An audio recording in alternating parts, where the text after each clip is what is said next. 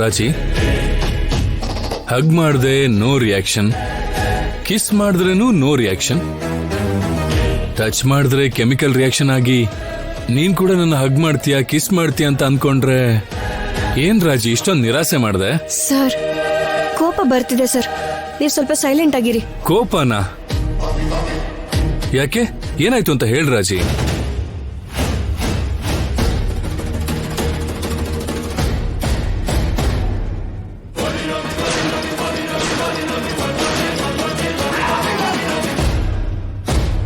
ಏನ್ ರಾಜಿ ಇದು, ನೀನು ವಾಸುದೇವನ ಶೂಟ್ ಮಾಡ್ತಿದ್ಯಾ?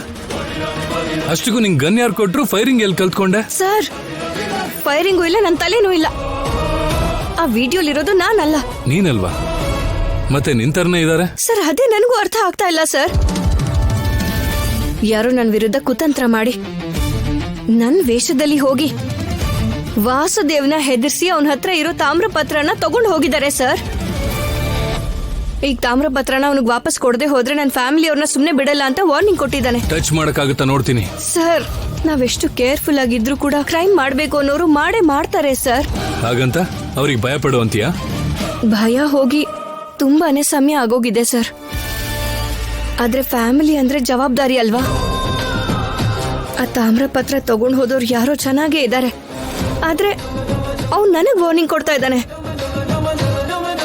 ಅಷ್ಟಕ್ಕೂ ನಾನು ಏನ್ ಮಾಡ್ಬೇಕು ಅಂತಾನೆ ಗೊತ್ತಾಗ್ತಾ ಇಲ್ಲ. ರಾಜಿ, ಕೂಲ್ ಆಗಿರು. ಕರೆಕ್ಟ್ ಆಗಿ ಫೋಕಸ್ ಮಾಡಿದ್ರೆ ಅವ್ರು ಯಾರು ಅಂತ ತಿಳ್ಕೋಬಹುದು. ಇದ್ ಯಾರು ಅನ್ನೋದು ಆದಷ್ಟು ಬೇಗ ತಿಳ್ಕೋಬೇಕು ಸರ್. ಸುಮ್ನಿರು ಪುಟ್ಟ. ಓ, ಅಳ್ಬೇಡಮ್ಮ. ಪಾಪು ಅಳ್ತಿದ್ಯಲ್ಲೋ, ಹಸುವಾಗಿದ್ಯೇನೋ? ಅಶ್ಮಿತನ್ನ ಕರೆದು ಹಾಲು ಕುಡ್ಸಕ್ ಹೇಳು ಪ್ರಶಾಂತ್. ಆಗ್ಲಿಂದ ಹೇಳ್ತಾನೆ ಇದೀನಿ ಅದಕ್ಕೆ, ಹಾಲು ಕುಡಿಸಿದ್ರೆ ಅವಳು ಗ್ಲಾಮರ್ ಹಾಳಾಗುತ್ತೆ ಅಂತ ಕುಡಿಸ್ತಾನೆ ಇಲ್ಲ. ಅವಳ ತಾಯಿ ಅನ್ನೋ ವಿಷಯ ಮರ್ತಿದ್ದಾಳ ಹೇಗೆ? ಕೊಡು ಇಲ್ಲಿ ಪ್ರಶಾಂತ್, ನಾನು ಕರ್ಕೊಂಡು ಹೋಗಿ ಮಗುನ ಅಶ್ಮಿತನ್ ಹತ್ರ ಕೊಡ್ತೀನಿ. ಓ ಓ ಓ ನಮ್ಮ